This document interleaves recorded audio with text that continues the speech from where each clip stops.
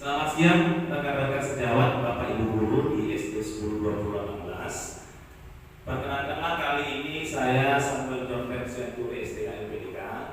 Saya adalah CGP utusan dari Kabupaten Selatan Bedagai, unit kerja SD 10 2018 Serang. Pada pelaksanaan seminar pengibasan dalam modul 1.4 ini, saya akan membahas tentang budaya positif. Budaya positif ini merupakan suatu aksi nyata yang harus dilakukan oleh calon guru penggerak pada modul 1.4. Pada budaya positif ini saya akan membahas ada 7 unsur yang harus kita bahas pada hari ini.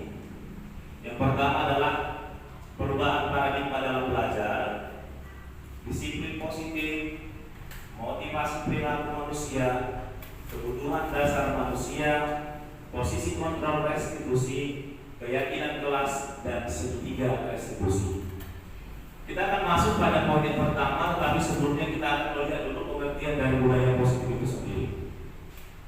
Budaya positif adalah suatu pembiasaan yang bernilai positif. Di dalamnya mengandung sejumlah kegiatan yang mampu menumbuhkan karakter manusia ataupun karakter dari murid kita.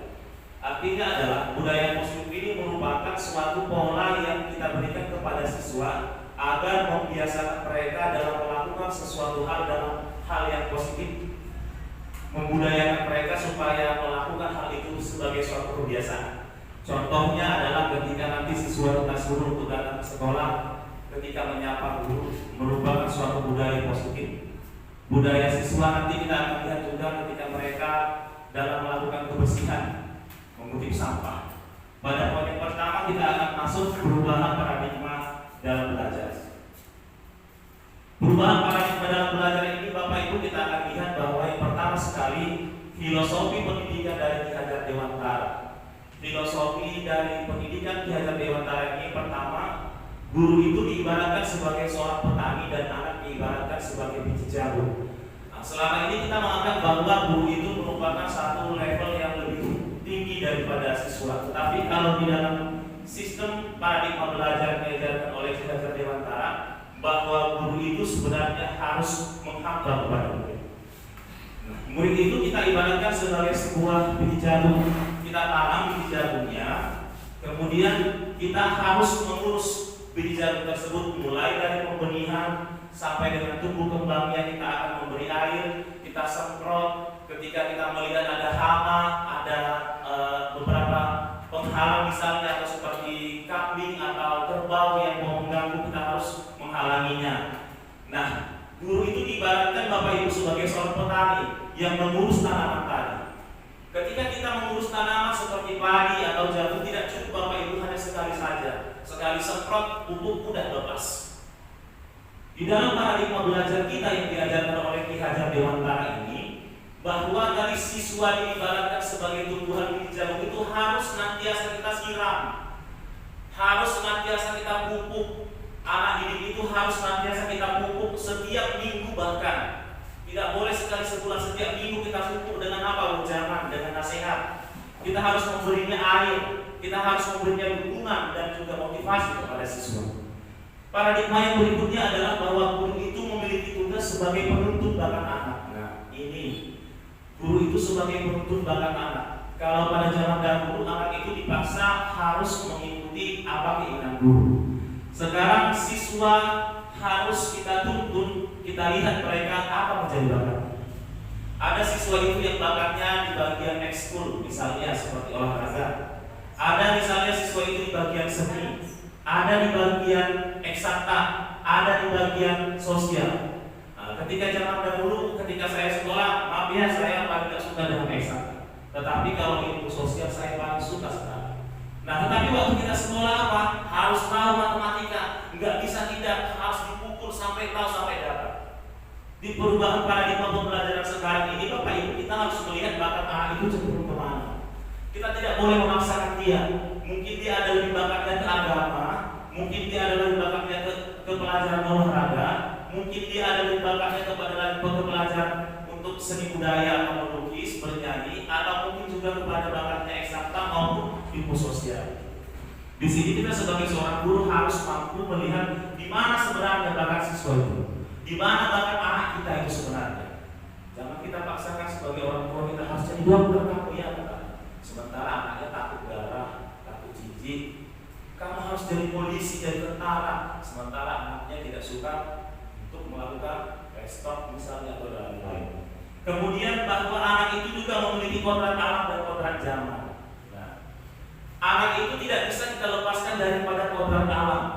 Bapak Ibu, yang dimaksud dengan kodrat alam itu adalah anak itu, siswa itu berada pada tempat mereka masing-masing.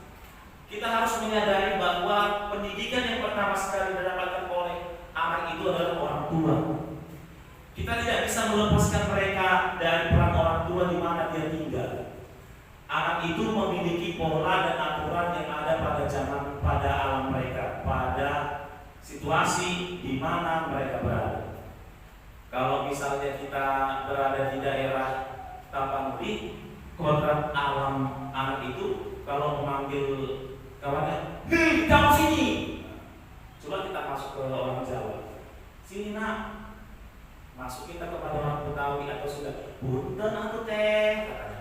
Saya rasa kalau seorang anak Batak berbicara dengan orang Sunda, dikiranya dia bahwa dimaki-maki, dimarahi. Nah, itulah kodratnya. Kodrat anak itu berada di kodrat alam itu. Kita tidak boleh memaksakan mereka di kodrat itu. Jadi ketika mereka ada mungkin kita yang berada di kodrat alam pada misalnya suku orang Batak, ya suaranya memang harus seperti itu, kita tidak boleh memaksakan. Yang kedua, anak itu harus kita berikan pada kodrat zaman. Kita ketahui bahwa guru itu tidak terlepas dari zaman yang semakin berkembang, Bapak Ibu. Kita tidak boleh mengatakan bahwa dulu waktu saya guru, waktu saya siswa seperti ini dibuat.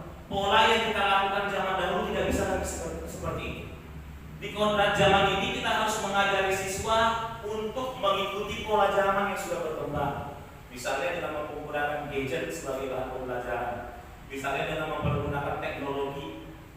Kita sebagai seorang guru tidak boleh melepaskan bahwa siswa itu tidak boleh seperti itu. Dulu nggak ada, dulu adanya koran. Di sini harus ada perubahan. Kemudian yang berikutnya adalah anak merupakan subjek center dalam pembelajaran. Pada pembelajaran kita yang dahulu sebelum pembelajaran Merdeka Belajar, bahwa siswa itu dijadikan sebagai objek. Padahal sebenarnya siswa itu harus subjek.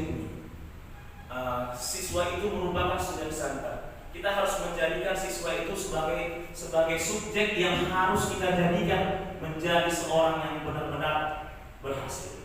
Kalau dahulu kita membuat apa? Penilaian harus mencapai target. Nilai itu harus KKM, berapapun harus dapat 75. Seakan-akan kita mengejar sesuatu yang benar-benar harus terlihat tampak cantik di rapor nilai 98. Tetapi kita tidak melihat bagaimana karakter mereka, bagaimana anak mereka, ada enggak? Selama ini kita hanya mengejar di situ saja. Pada poin berikutnya kita akan melihat Bapak Ibu perubahan paradigma stimulus, respon, dan teori kontrol. Di sini ada stimulus yang akan kita lihat bahwa di stimulus respon tentang dunia berkata bahwa realitas kebutuhan kita sama pandangannya. Sementara pada teori kontrol tentang dunia ini mengatakan bahwa realita kebutuhan kita itu berbeda-beda. Kemudian setiap semua orang melihat bahwa hal-hal itu semua sama kalau dari pandangan stimulus respon dunia. Sedangkan pada teori kontrol dunia menyatakan bahwa setiap orang itu memiliki gambaran yang berbeda-beda. Pandangan orang melihat diri saya berbeda. Pandangan yang lain pun berbeda. Kita tidak boleh memaksakan pandangan seseorang itu. Kita juga harus mencoba mengubah orang agar berpandangan yang sama dengan kita dengan stimulus respon tentang dunia, Bapak Ibu. Sedangkan pada teori kontrol berikutnya kita harus berusaha memahami bahwa pandangan orang lain tentang dunia itu bisa kita lihat sendiri. Kita harus berusaha untuk memahami. Next adalah perilaku buruk dilihat sebagai suatu kesalahan. Sedangkan di teori berikutnya semua perilaku itu memiliki tujuan. Nanti kita akan belajar lebih dalam, Bapak Ibu. Kemudian orang lain bisa mengontrol diri saya.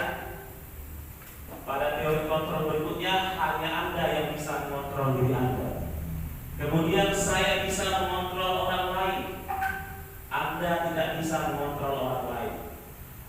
Pemaksaan pada saat bujukan yang gagal, pada teori berikutnya bahwa kolaborasi dan konsensus menciptakan pilihan-pilihan yang baru.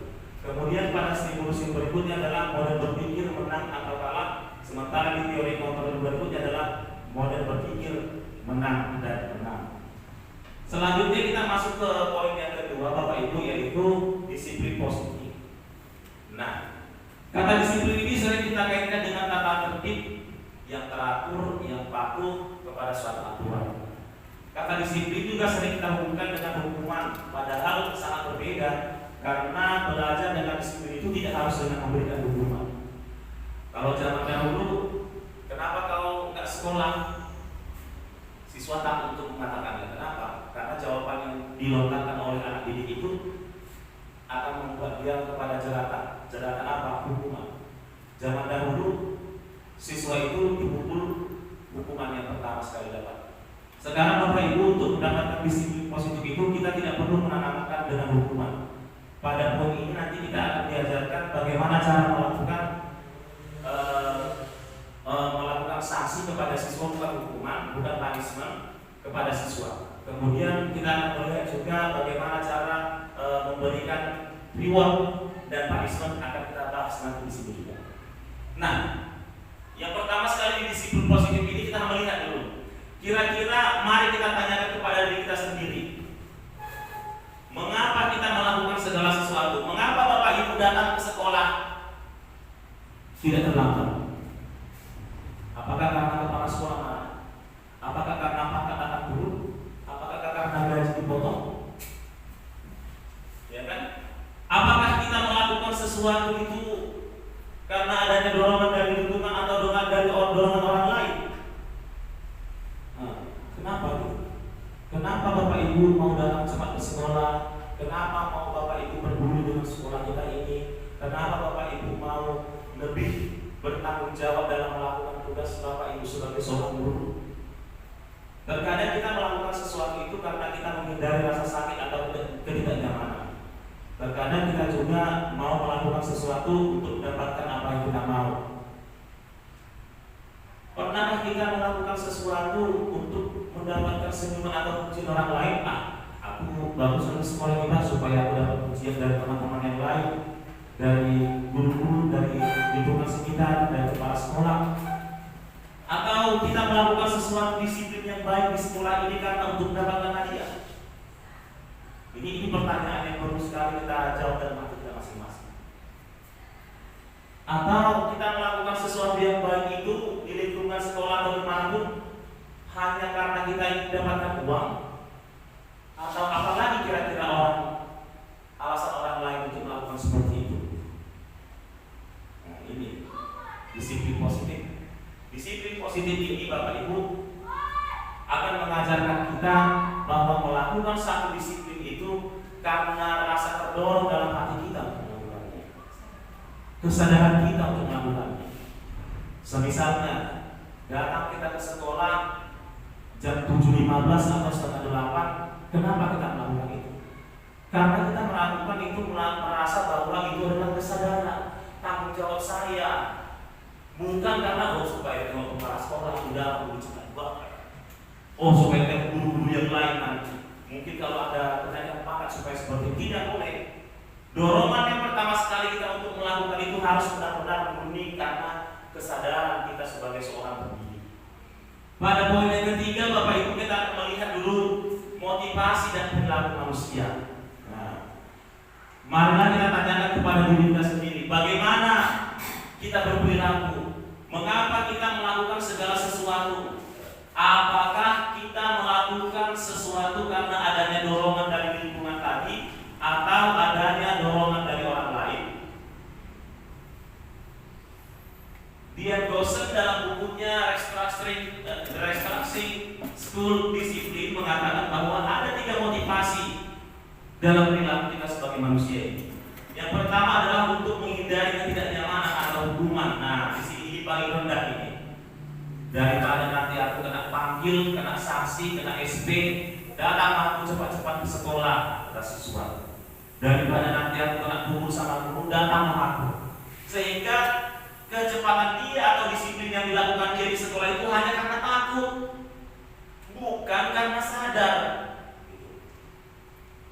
Banyak siswa itu melakukan disiplin, motivasinya hanya karena ia merasa takut ketika gurunya akan memanggil dia, ketika dia akan dihukum. Yang kedua, untuk mendapatkan imbalan atau penghargaan dari orang lain. Kalau ini satu tingkatlah di atas daripada menghindari ketidaknyamanan tadi. Dia melakukan sesuatu itu memandang sebagai suatu hadiah, supaya saya nanti dapat hadiah dari guru, supaya saya dapat hadiah dari atasan, supaya saya mendapatkan nanti penghargaan, mungkin akan mendapatkan sejenis sertifikat. Kucepatkanlah datang ke sekolah. Pura-pura baiklah aku. Nah, seperti itulah bahasa kasarnya. Sehingga dorongan yang dilakukannya di dalam hatinya itu hanya karena ada reward, hanya karena ada tadi penghargaan dan imbalan itu. Pada poin yang ketiga, Bapak Ibu, kita akan melihat di sini, yaitu melakukannya karena dia menghargai dirinya sendiri dengan nilai-nilai yang ada pada dirinya. Artinya kita melakukan motivasi disiplin tadi itu karena memang kita menghargai diri kita, menghargai pekerjaan kita sebagai seorang guru. Kita menghargai diri kita sebagai seorang guru yang digugu dan dikiru, bukan karena ada embel-embel yang lain. Ini. Di sini motivasi disiplin itu Bapak Ibu yang perlu kita ketahui, bahwa kita melakukan disiplin, motivasi yang pertama sekali dalam diri kita adalah karena kita benar-benar sadar dan menghargai bahwa itu merupakan tanggung jawab yang harus kita laksanakan dalam dunia pendidikan. Poin berikutnya, kita akan melihat dulu Bapak Ibu, ada 5 kebutuhan dasar manusia. Jadi kebutuhan dasar ini, kebutuhan dasar ini nanti kita akan melihat 5 kebutuhan dasar untuk bertahan hidup, kebutuhan dasar kasih sayang, kemudian kebutuhan dasar sebentar ya.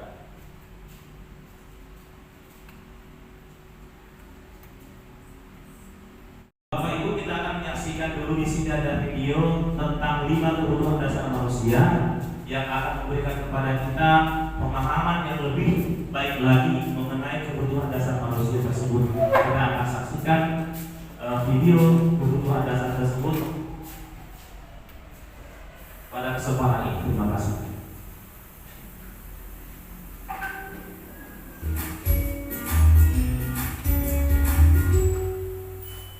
Salam dan bahagia Ibu dan Bapak guru hebat. Untuk membangun budaya sekolah yang positif dengan lingkungan yang aman dan mendukung murid untuk menjadi pribadi yang berdaya, seimbang, dan bahagia, salah satu upaya yang dapat dilakukan oleh guru adalah memahami kebutuhan dasar yang mendasari perilaku murid. Pada video kali ini, kita akan membahas tentang 5 kebutuhan dasar manusia.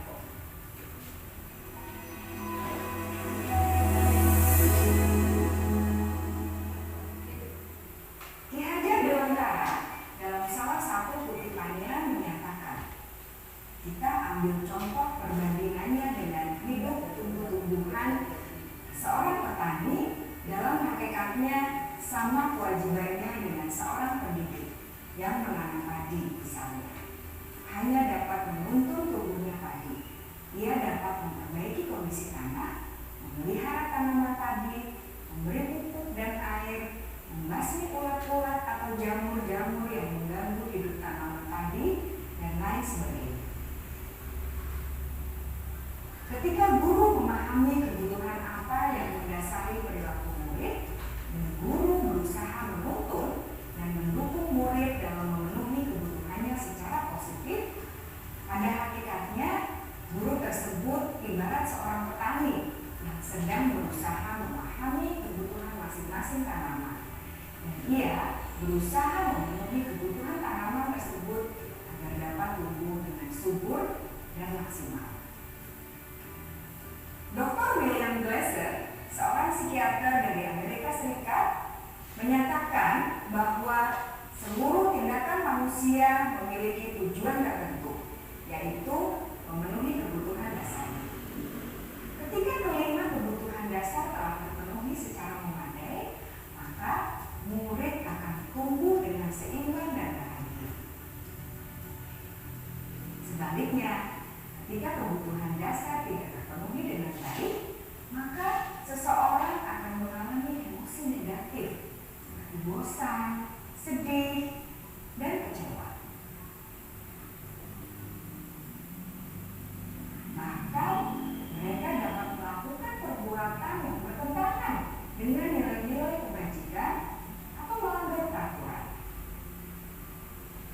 Dengan kata lain, perilaku buruk seseorang biasanya adalah respons dari kebutuhan yang tidak terpenuhi. Namun, mereka tidak tahu cara untuk menyampaikannya. Ada 5 kebutuhan dasar manusia menurut Dr. William Glasser, yaitu yang pertama, kebutuhan untuk bertahan hidup atau survival. Yang kedua, kebutuhan untuk merasa diterima atau love and belonging. Yang ketiga, kebutuhan akan kebebasan atau freedom. Yang keempat, kebutuhan akan kesenangan atau fun. Dan yang kelima, kebutuhan akan penguasaan atau power.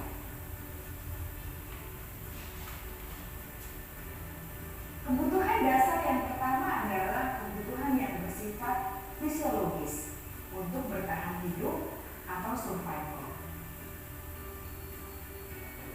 Misalnya, kesehatan, rumah, dan makanan.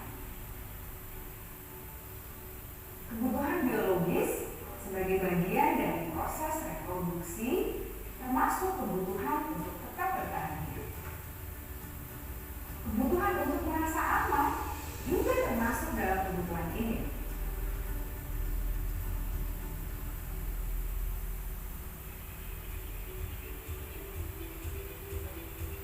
Agar murid dapat belajar dengan baik, kebutuhan mereka akan merasa aman, pangan, sandang, dan papan harus terpenuhi. Bagaimana mungkin mereka dapat belajar dengan baik bila mereka datang ke sekolah dengan perut yang lapar atau bila rumah mereka kebanjiran?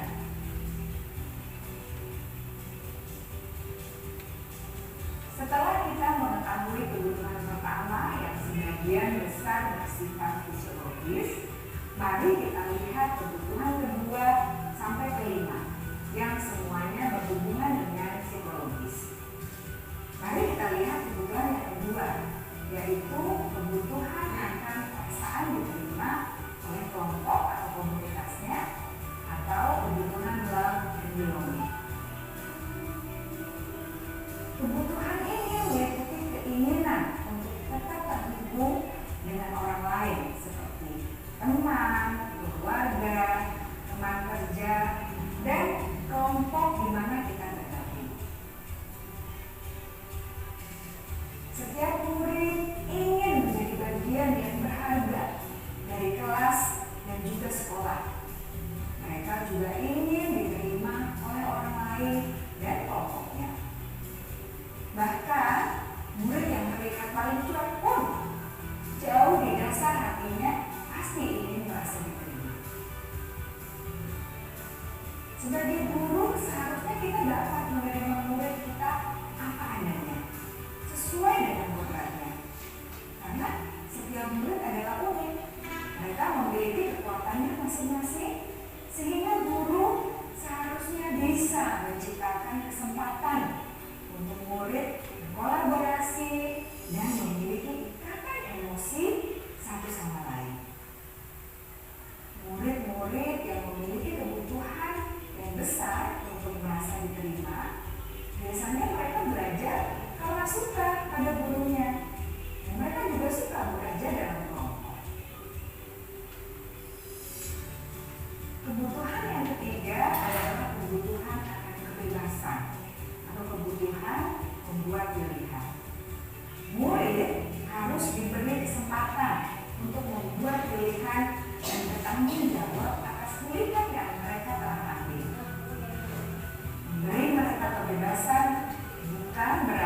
membiarkan mereka melakukan apa saja yang mereka mau, melainkan lebih memberi mereka kesempatan untuk membuat pilihan, menyuarakan pendapat mereka dengan percaya diri, dan memberi mereka kesempatan untuk mencoba hal-hal yang baru.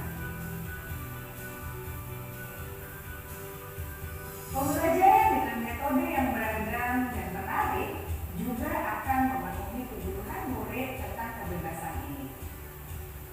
Pembelajaran berdiferensiasi, di mana guru menyediakan beberapa jenis tugas yang bisa dipilih oleh murid sesuai dengan mereka, sangat baik untuk mengembangkan murid menjadi lebih mandiri dan memiliki motivasi internal. Karena kebutuhan akan kebebasan pada dasarnya adalah kebutuhan untuk mandiri, memiliki otonomi, memiliki pilihan, dan mampu mengendalikan arah hidupnya sendiri.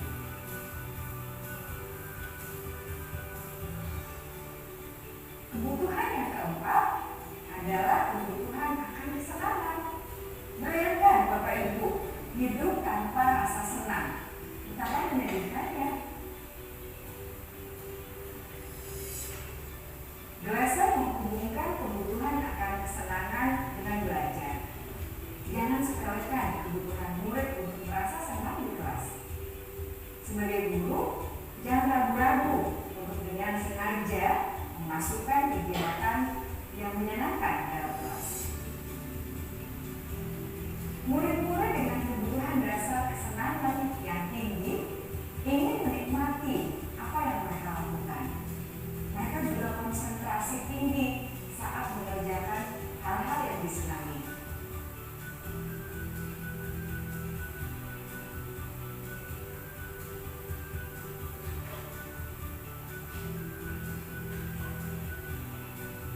Kebutuhan yang kelima adalah kebutuhan akan penguasaan. Setiap murid memiliki kebutuhan untuk merasa kompeten, menjadi terampil, diakui pencapaian dan keterampilannya, didengarkan, bisa membuat dampak dan pengaruh, dan memiliki rasa hadir. Mereka sebaiknya diberi kesempatan untuk membuat keputusan tentang hal-hal yang penting dalam hidupnya dan tidak merasa dikontrol oleh sistem sekolah. Pada murid yang telah menginjak usia remaja, seringkali mereka merasa tidak memegang kendali atas kehidupannya sendiri, karena guru kerap kali berpengaruh dalam mengambil keputusan. Murid-murid yang memiliki kebutuhan dasar akan penguasaan yang tinggi biasanya selalu ingin menjadi pemimpin. Mereka juga suka mengamati sebelum mencoba hal-hal yang baru. Mereka juga perfeksionis dan merasa kecewa bila melakukan kesalahan.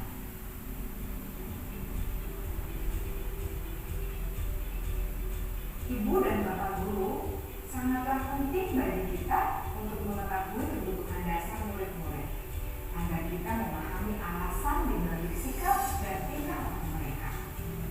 Bila murid berperilaku buruk atau melanggar peraturan sehingga tindakannya tidak sesuai dengan nilai-nilai kebajikan, maka guru harus mencari tahu alasan yang mendasari tindakan tersebut dan kebutuhan apa yang belum terpenuhi.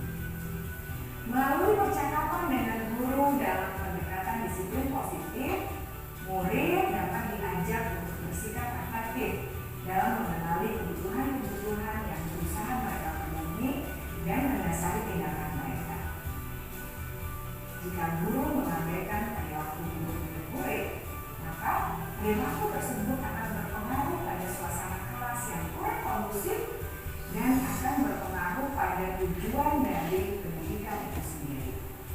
Ibu, Bapak guru hebat, mari kita menjadi guru yang lebih baik dengan memahami kebutuhan dasar murid-murid kita dan senantiasa membimbing mereka untuk menjadi pribadi yang berdaya, seimbang, dan bahagia. Salam saja ibu dan bapak guru hebat.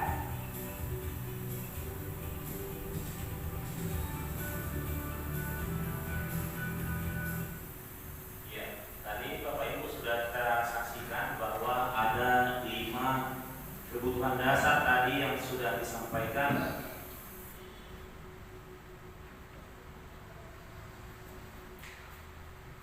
Di sini kita harus melihat Bapak Ibu, kenapa anak didik kita tadi, siswa itu berperilaku misalnya karena kurang kasih sayang di rumah, dia berusaha untuk mengganggu orang lain, teman-temannya. Dia berusaha mengganggu temannya supaya gurunya memperhatikan dia.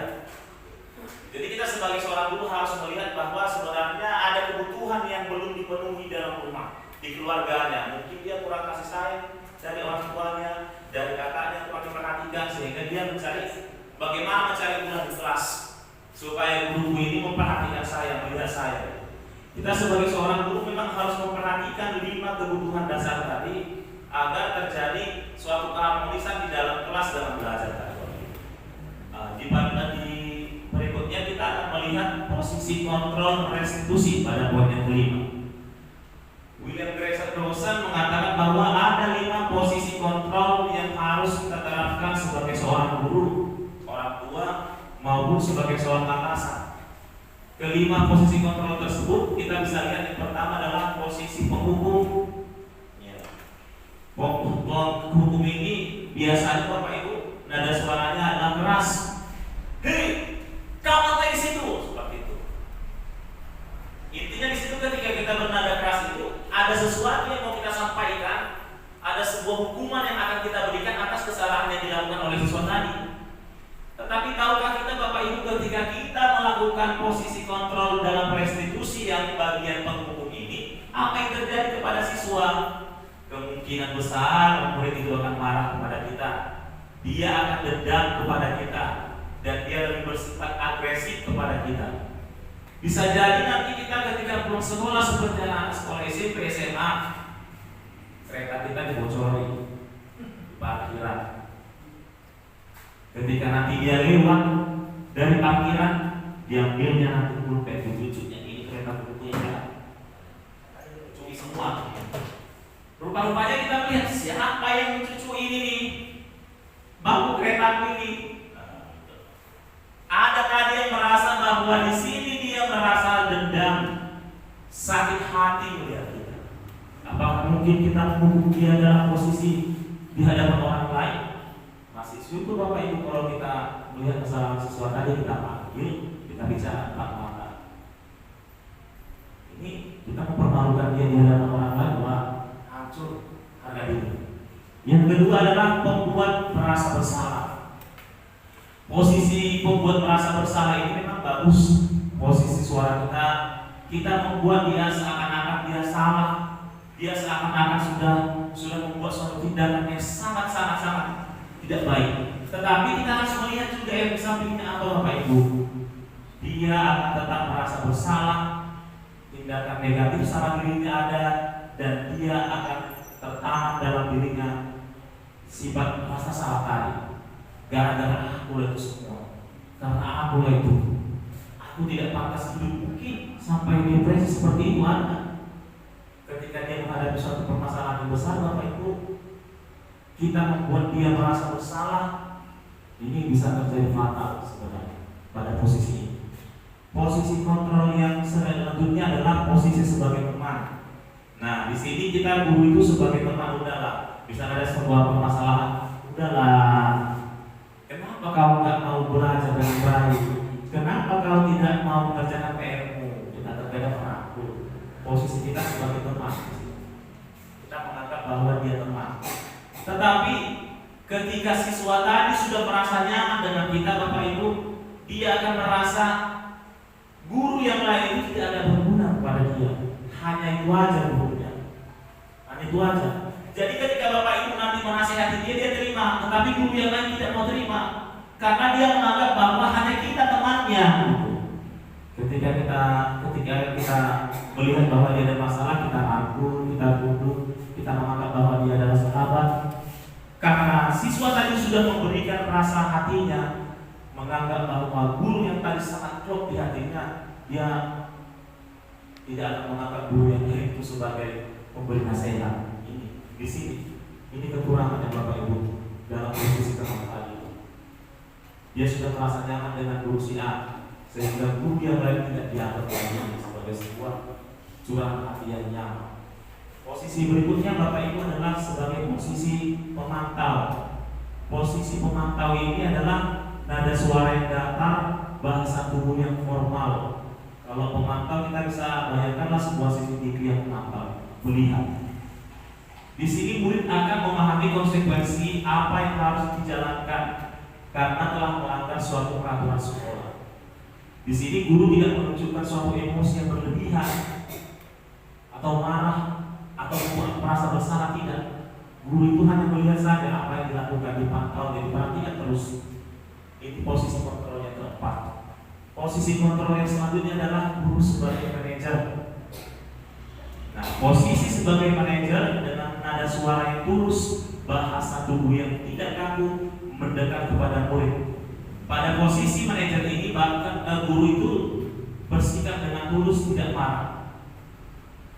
Contohnya seperti ini, ada seorang siswa yang terlambat. Posisi manajer ini adalah guru itu harus memanage, mengatur dengan pola pertanyaannya. Kita akan bisa lihat nanti, ada video yang akan saya tampilkan. Kamu dari mana? Nah, kok kenapa bisa terlambat? Misalnya dijawabnya, karena saya nonton TV. Jadi kalau nonton TV bagaimana? Apakah kamu sudah merasa bahwa ketika kamu nonton TV sudah nyaman bagimu? Nah, seperti itu seterusnya. Di antara 5 posisi kontrol tadi ini, yang sangat baik untuk kita lakukan adalah pada posisi manajer tadi, Bapak Ibu, ya. Posisi manajer merupakan salah satu posisi yang paling baik untuk kita lakukan pada posisi kontrol restribusi. Kita akan melihat ada 5 posisi kontrol nanti yang akan kita saksikan Bapak Ibu pada video selanjutnya.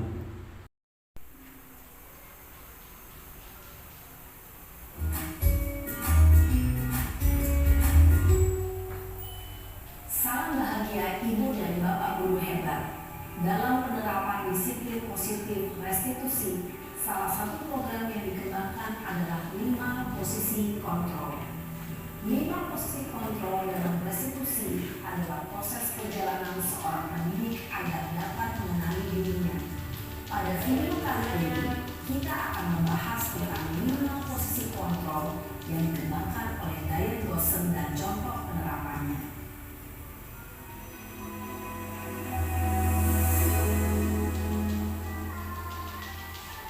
5 posisi kontrol itu adalah 1. Posisi penghukum. 2. Posisi pembuat merasa bersalah. 3. Posisi teman. 4. Posisi pemantau atau monitor. Dan 5. Posisi manajer. Untuk lebih memahami kelima posisi tersebut, mari kita saksikan kasus Naren yang terlambat hadir 20 menit di sekolah dan melihat bagaimana kelima posisi kontrol dalam menghadapi masalah tersebut.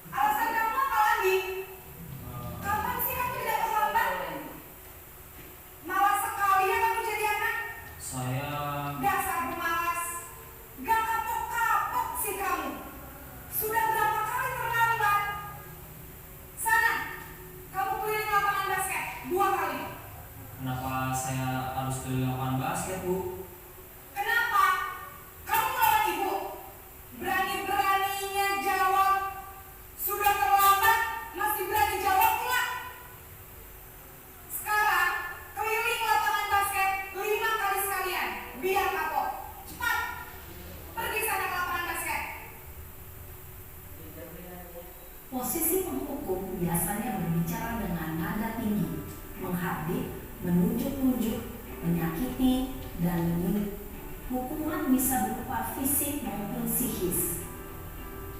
Ibu dan bapak guru hebat, dampak yang terjadi pada murid ketika guru berada pada posisi pendukung adalah murid cenderung akan memberontak, bahkan menyimpan dendam.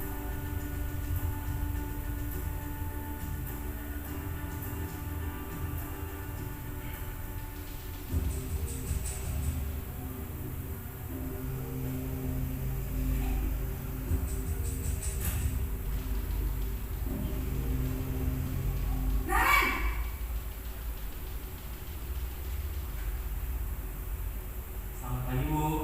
Naren, kamu kenapa terlambat lagi, nak? Ya Tuhan, Naren, kamu senang ya bikin ibu susah ya? Kalau kamu terlambat lagi, nanti ibu yang menegur bapak kepala sekolah, nak. Disangka ibu tidak bisa membina kamu. Duh, gimana ini? Maaf, Bu. Duh, Gusti Naren, kamu suka ya kalau ibu ditegur bapak kepala sekolah? Terus, sekarang ibu harus tulis apa ini di buku absen?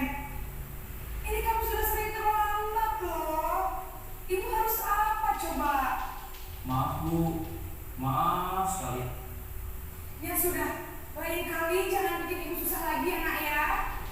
Ibu tidak akan kuat lagi kalau kamu gini terus. Bisa jantungan kalau ibu tegur bapak kepala sekolah. Sana cepat ke kelas. Maaf ya, Bu. Maaf sekali.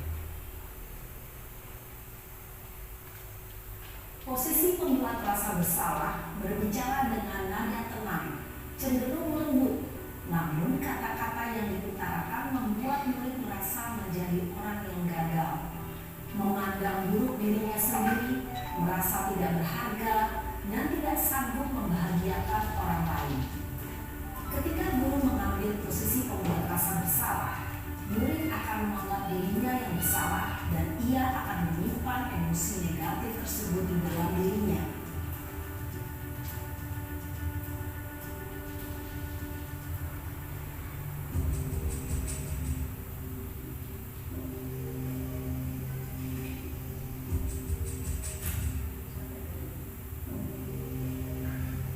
Naren,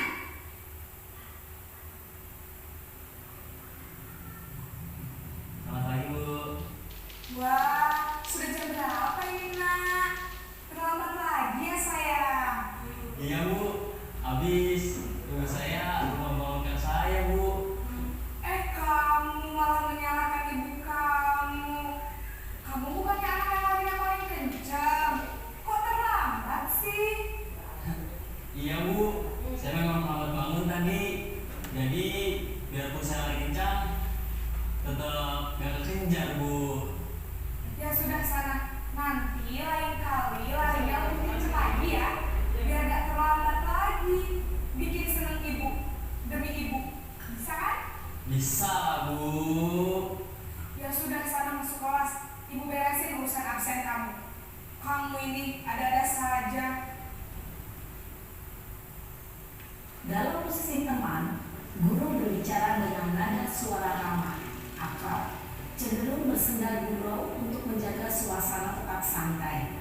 Murid akan merasa senang, aman, dan akrab dengan guru. Identitas yang tercipta adalah identitas sukses atau berhasil. Namun, perlu diingat, karena ini masih dorongan eksternal, maka ada faktor ketergantungan dari murid kepada orang tertentu. Di sini guru absennya, sehingga di lain waktu murid bisa berperilaku baik, namun hanya kepada orang-orang tertentu saja.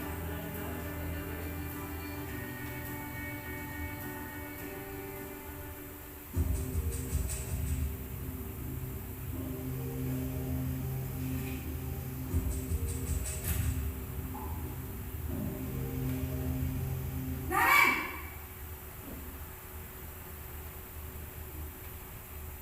Selamat pagi, Bu. Naren, apa peraturan sekolah kita tentang jam berapa kita harus masuk sekolah, nak? Kita harus di sekolah jam 7, Bu. Iya betul, sekarang sudah jam 7.20. Naren sudah tahu konsekuensinya jika terlambat hadir. Paham, Bu? selama 20 menit. Iya benar, konsekuensinya demikian. Jadi nanti jam 9.30 pas istirahat, kamu harus tinggal di kelas, kerjakan tugas tambahan untuk ketertinggalan kamu, ya? Baik Bu. Posisi pemantau mengandalkan penghitungan atau data untuk mengontrol murid. Guru mengarahkan murid berdasarkan peraturan dan konsekuensi. Seorang pemantau menunjukkan bahasa tubuh dan ekspresi wajah yang datar dan cenderung formal.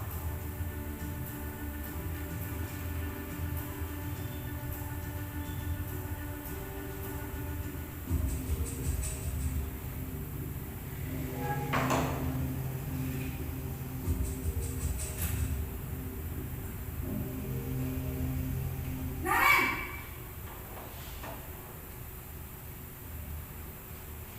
Selamat pagi Bu. Selamat pagi Naren. Maaf Bu, saya terlambat. Iya, sekolah masuknya jam 7, sekarang sudah jam 7.20. Jadi sekarang bagaimana ini Naren? Maaf Bu, saya lupa setel alarm saya semalam. Baiklah, menurut kamu, keyakinan sekolah yang mana yang perlu kamu tingkatkan? Menghargai diri sendiri dan orang lain mungkin ya Bu. Setuju.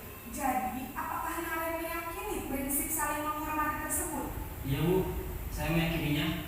Apakah Naren bersedia memperbaiki masalah keterlambatan ini? Bersedia Bu. Bagaimana kamu akan perbaiki masalah keterlambatan ini? Saya akan coba untuk tidak lupa menyetel alarm saya Bu. Baik, kalau Naren lupa menyetel alarm di rumah, ada orang yang kira-kira bisa bantu mengingatkan tidak? Ada Bu, kakak saya, Kak Emma. Ada lagi selain Kak Emma? Selain Kak Emma, ada ibu saya. Baik, jadi yang mengingatkan Naren adalah Kak Emma dan ibu kamu ya? Kira-kira akan mulai setel alarm kapan nih Naren? Setelah pulang sekolah, akan segera saya lakukan. Baik, jadi Naren akan setel alarm untuk bangun besok pagi dan akan diingatkan oleh kakak dan ibu dan Naren ya. Ada lagi yang mungkin perlu dilakukan Naren agar tidak terlambat bangun lagi. Tidak ada Bu. Baik Naren, terima kasih untuk kerjasama kamu. Sekarang kamu perlu kembali ke kelas untuk belajar. Baik Bu, terima kasih. Posisi manajer adalah posisi kontrol yang disarankan untuk membimbing murid memiliki sikap disiplin yang positif, yaitu murid yang mandiri, bertanggung jawab, dan dapat memecahkan masalah. Tujuan dari posisi ini adalah agar murid dapat berefleksi atas tindakannya. Guru akan dengan terus memberikan pertanyaan-pertanyaan bermakna, sehingga membuat murid dapat belajar dari kesalahannya dan mencari sebuah solusi untuk menyelesaikannya. Ibu dan Bapak guru hebat, setelah mengamati adegan kelima posisi kontrol tadi, kira-kira posisi mana yang paling ideal? Posisi mana yang dapat menunjang motivasi intrinsik murid? Ya, tentu posisi manajer. Posisi ini memang posisi ideal yang ingin dituju setiap pendidik. Pada posisi inilah, guru dapat menerapkan disiplin positif yang berpihak pada murid, yang memerdekakan murid. Perjalanan seorang pendidik tentunya tidak mudah untuk sampai pada posisi seorang manajer. Namun, tujuan kita pasti, yaitu menciptakan murid-murid yang mandiri, merdeka, dan bertanggung jawab. Semoga penggambaran 5 posisi kontrol yang telah diperlihatkan ini dapat menjadi ajang refleksi bagi kita semua, agar dapat terus mengasah dan menerapkan disiplin positif yang memerdekakan murid. Mari terus berlatih dan bersemangat. Selamat menerapkan. Salam dan bahagia Ibu dan Bapak guru hebat. Posisi kontrol tersebut berarti sudah bisa kita definisikan bahwa posisi yang terbaik adalah posisi manajer tadi. Di posisi manajer tadi kita membuat siswa itu yang mengambil jalan keluarnya atas permasalahan yang dihadapi, sehingga dengan jalan keluar yang dia tampilkan tadi yang dicarinya, dia akan lebih bertanggung jawab untuk menyelesaikan dan memperbaiki masalah tersebut. Pada poin yang ke-6 kita akan masuk pada kegiatan kelas ya Bapak Ibu ya. Keyakinan kelas adalah sesuatu yang diyakini bersama-sama yang berasal dari penyatuan pikiran untuk menjadi nilai-nilai kebaikan untuk diturunkan di kelas-kelas. Pertanyaannya adalah, mengapa ini Bapak Ibu harus keyakinan kelas namanya? Kenapa tidak peraturan kelas saja? Ini selama ini kan kita kan peraturan kelas kan. Sebenarnya yang harus dilakukan itu adalah keyakinan kelas. Kenapa? Karena seseorang itu akan lebih tergerak dan semangat untuk menjalankan sesuatu melalui keyakinan daripada seseorang itu melakukan sesuatu dengan peraturan. Makanya kan kalau misalnya dalam agama kan dikatakan kan yang kamu yakini itu apa? Ketika kita menjalankan sesuatu yang kita yakini, sudah yakin, maka kita akan melakukannya dengan baik. Sehingga Bapak Ibu di sekolah kita harus membuat keyakinan kelas itu kepada siswa. Misalnya bentuk keyakinan kelas yang akan kita lakukan seperti ini misalnya. Kira-kira anak-anak apa yang harus kita lakukan di dalam sekolah kita, kelas kita ini supaya bagus?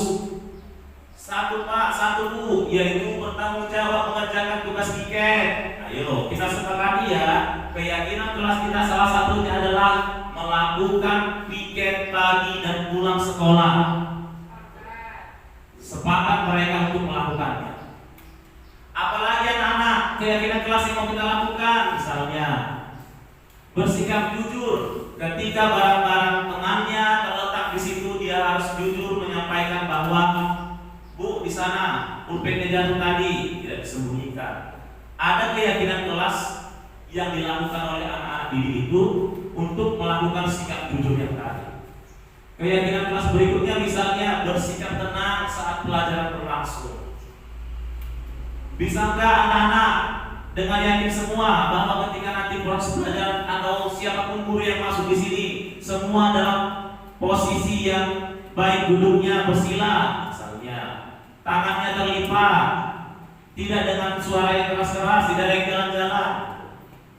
Ini perlu kita sampaikan kepada siswa, harus benar-benar dengan keyakinannya, bukan dengan peraturan kita tulis tidak boleh ribut, tidak boleh semua kata tidak boleh. Jadi keyakinan kelas itu bentuknya memang harus seperti ini, bukan dengan tidak boleh begini, tidak boleh begini, tidak boleh begitu gitu. Kemudian keyakinan selanjutnya harus bersikap sopan dan menghormati guru, saling tolong-menolong sesama anggota kelas, dan juga harus hidup rukun dengan temannya, tidak boleh ribut. Jadi ini yang perlu Bapak Ibu kita sampaikan kepada anak-anak dan kita buat juga di kelas kita, harus memiliki keyakinan kelas, bukan peraturan kelas. Jadi kalau misalnya nanti ada siswa yang terlambat, nanti di sini ada saya tampilkan video tentang pelanggaran keyakinan kelas. Kita akan lihat nanti di situ bagaimana proses yang terjadi sesuai dengan posisi kontrol yang manajer tadi Bapak Ibu ya. Next di poin yang ketujuh yang terakhir adalah kita akan masuk di segitiga restitusi. Segitiga restitusi itu adalah satu proses untuk menciptakan kondisi yang baik bagi murid untuk memperbaiki kesalahan mereka sehingga mereka bisa kembali pada kelompok mereka dengan karakter yang lebih kuat. Ada tiga ini Bapak Ibu posisi segitiga restitusi. Yang pertama, kita harus dapat menstabilkan identitas. Yang kedua, harus dapat memvalidasi tindakan yang salah dari siswa tadi. Yang ketiga adalah menanyakan keyakinan daripada siswa tadi itu. Yang pertama adalah menstabilkan identitas. Posisi yang harus kita lakukan di sini memiliki tujuan agar anak tadi merasa gagal karena sudah berbuat salah. Kita harus stabilkan dulu identitas dia. Jadi setelah kita stabilkan identitasnya tadi, misalnya melalui pertanyaan-pertanyaan kepada dia, kenapa kamu terlambat nak? Ada apa? Jadi dengan pertanyaan tadi dia merasa gagal akan kesalahannya kan, usaha rupanya itu tadi berbuat salah itu ya. Pada posisi validasi kesalahan adalah untuk membantu siswa dalam mengenali kebutuhan yang ingin dipenuhinya ketika melakukan kesalahan. Kita tanya, kenapa dia melakukan kesalahan itu? Kenapa kamu suka mengganggu temanmu nak? ada apa, gitu ya. Yang ketiga adalah menanyakan keyakinannya agar anak tadi melihat kesalahannya tadi dihubungkan dengan norma dan nilai sosial yang dasarinya. Nah, berikut ini Bapak Ibu saya akan tampilkan contoh daripada segitiga restitusi yang sudah saya lakukan di sekolah kita.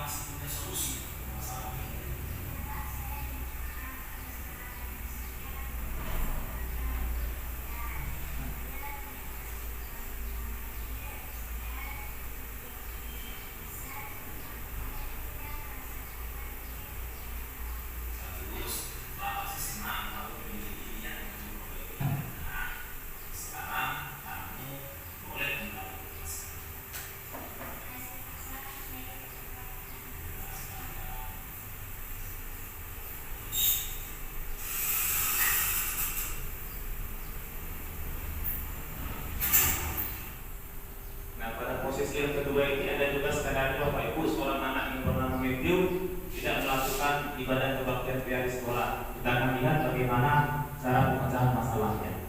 Kita saksikan.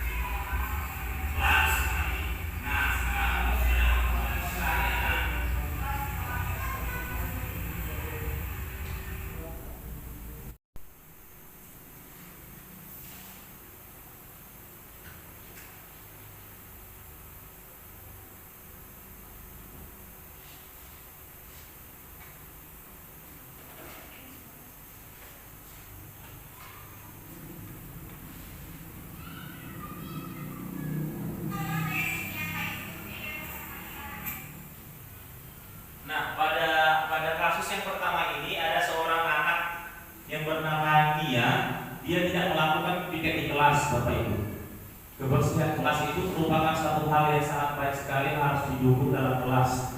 Nah, di sini kita akan melihat penerapan segitiga restitusi kepada seorang anak yang tidak melakukan PK di kelas. Kita akan saksikan Bapak Ibu ya.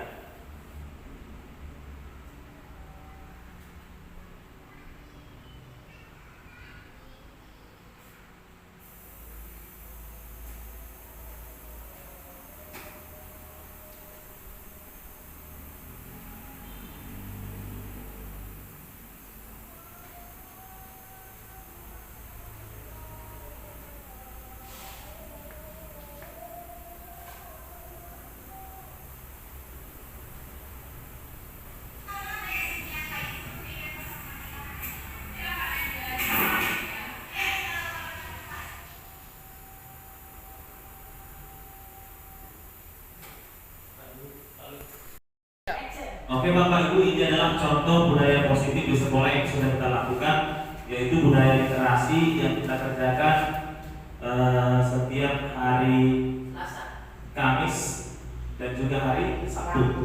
Ya, literasi yang sudah kita lakukan ya Bapak Ibu ya. Iya. Kemudian juga budaya kebersihan sekolah yang sudah kita ajarkan kepada anak didik kita, yaitu untuk bikin membersihkan kantor, kemudian juga membersihkan lapangan sekolah kita, dan juga budaya religius yang kita ajarkan kepada anak didik kita, dan juga budaya sopan santun, yaitu salaman kepada siswa ketika hendak memulai dan juga mengakhiri pembelajaran kita. Demikian Bapak Ibu yang bisa saya sampaikan dalam pemaparan kali ini, pembebasan pada murid 14 dengan judul budaya positif. Saya Samuel John Presiden Publik CGP dari Sana Pedagai Unit SD 10 20 Mas Gampang mengucapkan terima kasih dan selamat siang.